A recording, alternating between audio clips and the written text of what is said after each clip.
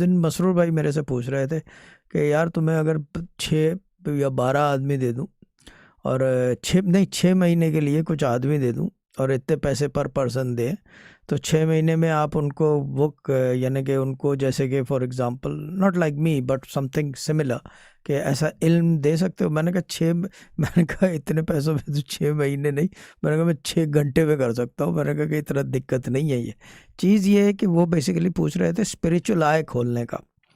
Spiritual आई खोलना कोई मुश्किल काम नहीं है, स्पिरिचुअल आई खोलना मुश्किल काम नहीं है, but the problem with that is के आँख तो खुल जाएगी, रोशनी की तो आ जाएगी आपको, रूहानी जो है आपकी दस्तरस खुल जाएगी, रूहानी आँख खुल जाएगी। लेकिन मसला ये है कि करोगे क्या देख के? अब ये पता है कि जी कल जो है क्या कहते हैं गाड़ी का पंचर हो जाएगा, भाई करोगे क्या?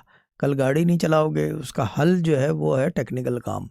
चीज़ मामला वही है, चीज़ वही है कि these things have to be done in a certain way, कि आदमी को स्लो एंड स्टडली जो है चीज़ों का पता चले।